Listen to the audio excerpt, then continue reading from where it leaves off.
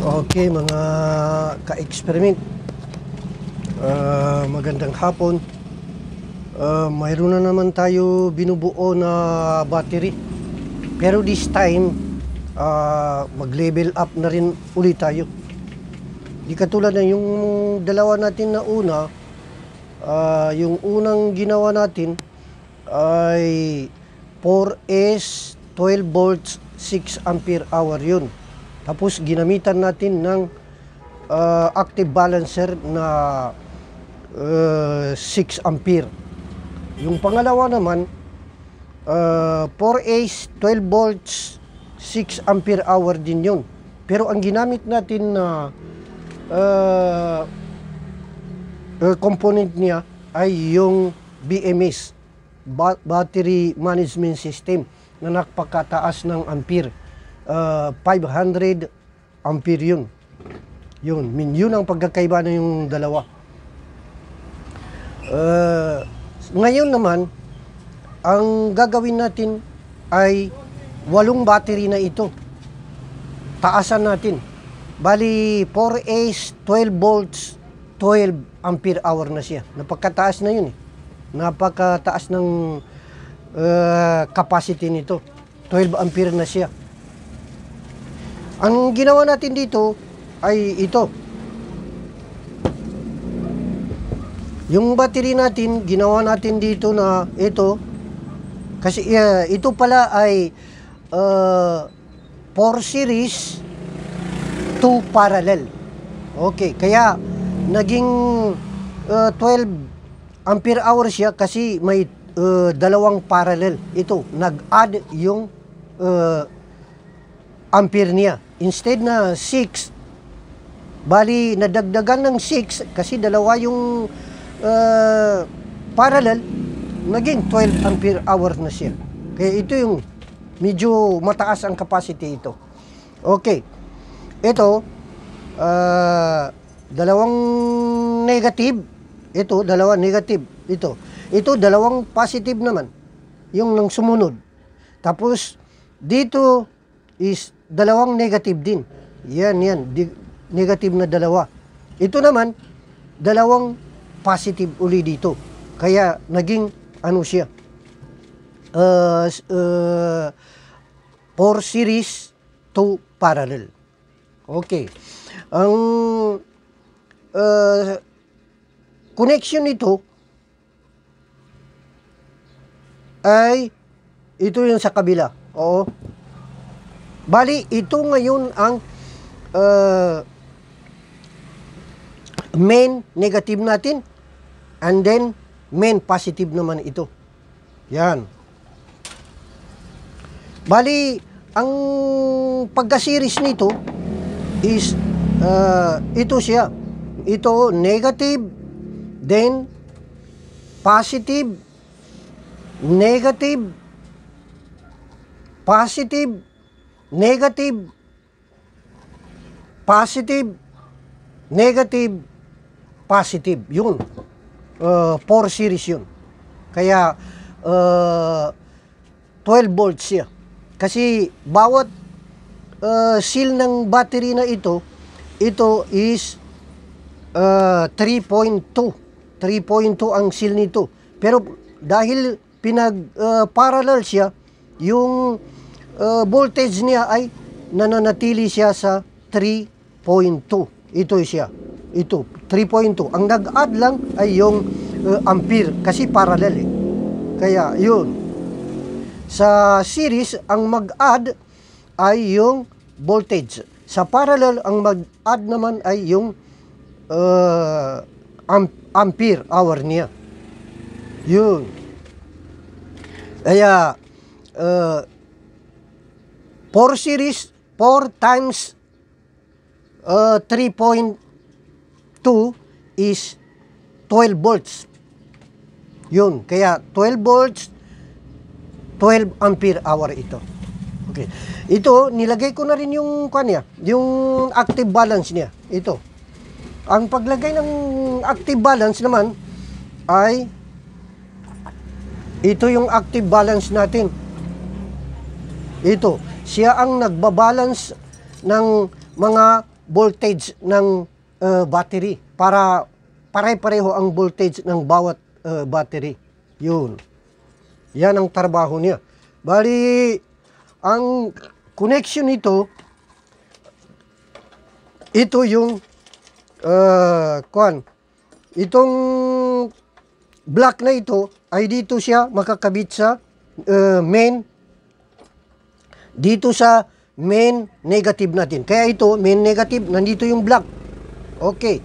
Yung pangalawang naman,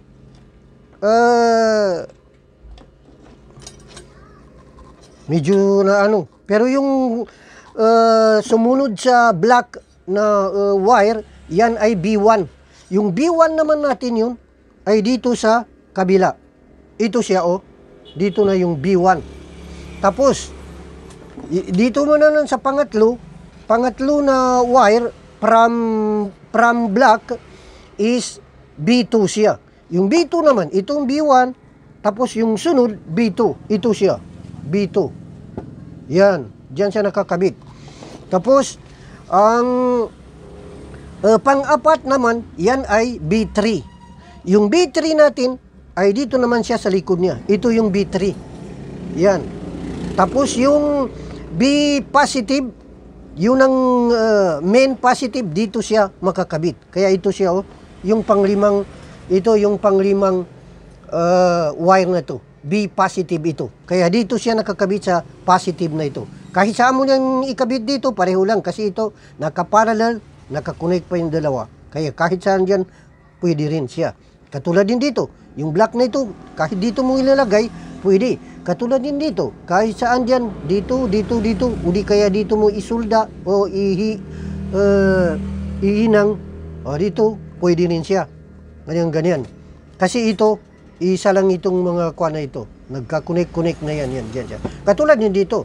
Dito, pwede rin mo nilagay dito. O di kaya dito. Katulad din dito. Pwede rin dito. Dito. O di kaya ihinang mo dito sa mga tab wire na ito. O, pwede rin siya. Ganun. Kaya yung parang nagsunod-sunod lang ang wiring ng active balancer natin. Kaya ito siya. Malalaman natin, tingnan natin kung ilang volts ba ang nakuha natin dito sa natin. Binuo natin na battery. 4 series, 12 volts, 12 ampere. Okay, subukan natin natin siya. Sukatin natin. I-test natin siya. Yung negative, dito sa negative, yung positive, dito. O yan 3.53. Napakataas na voltage yan. Ito na lahat na yung niya, nagsama-sama na yung pagka-series niya, yung 4 series niya, yun ang resulta niya. Ito. Yan 2.53 volts. Okay. Tingnan natin dito sa active balancer natin. Kung tama ba yung pag-connect natin sa active balance. Bali dito natin siya. O yun, pareho lang siya. 13.53 or yan, pareho lang siya. Ibig sabihin, tama yung pag-connect natin sa active balancer natin. Okay. Ilagay natin daw yung natin, active balancer. Para makita natin kung gagana ba siya. Yan, ganito siya. O yan. Umilaw siya. Yan Kikita na yung dito. Green. Hindi naman masyado green. Siguro ito yung yellow-green. Yan. Yan. Umilaw na siya yung active balancer natin. Kaya gumagana yung active balancer natin. Okay. Ang sunod dito, lagyan natin ng output na wiring. Yung papunta sa motor. Dito yung negative, papunta doon sa motor na natin, negative din na wire. Ito naman yung positive doon sa Okay. Anuhan ko na ito. Lagyan na natin. Para ma-test natin mamaya. Ito, doon sa motor natin. Kaya lang, parang natatakot na ako. baka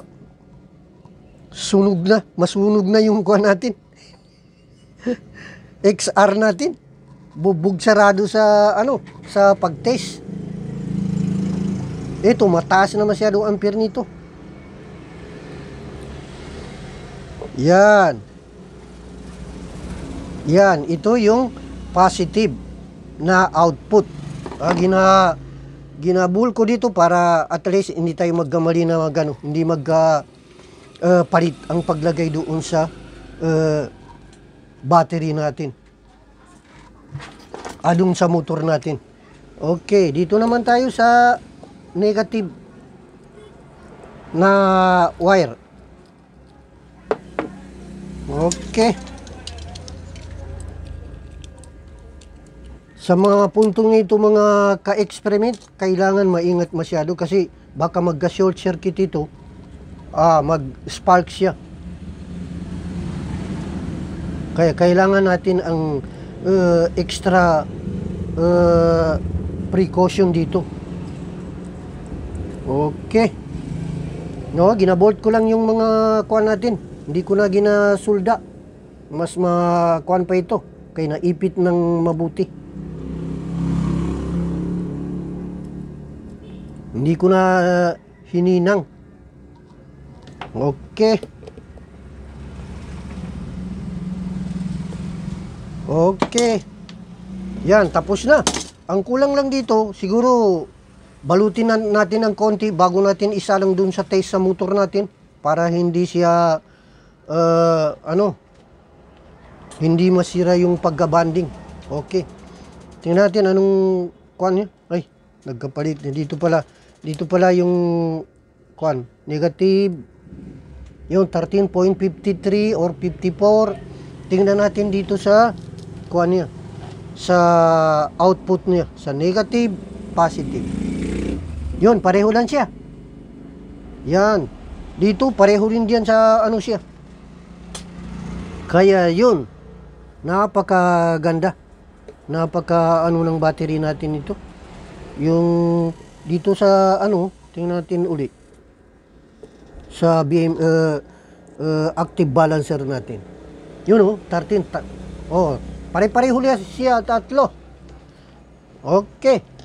Kaya balutin ko na lang siguro ito ng para mamaya i-test natin doon sa motor natin. Okay, mga ka-experiment, maraming salamat sa panonood. Kung gusto niyo magkaroon kayo ng kopya dito, i-share niyo sa sa cellphone niyo para halimbawa kung mag-DIY kayo o di kaya buo kayo ng battery ng motor na ganito, at least mayroon kayong titingnan doon sa niyo. Yan. Hindi ko na pinagpakita yung umpisa ng pagbuo kasi napakatagal yon. Kaya ito na lang, gina-explain ko na lang kung paano kinukonek ang battery bawat isa. At saka yung paano kinukonek yung wiring sa active balancer natin. Okay, hanggang dito na lang siguro mga ka-experiment. Magandang hapon. Maraming salamat.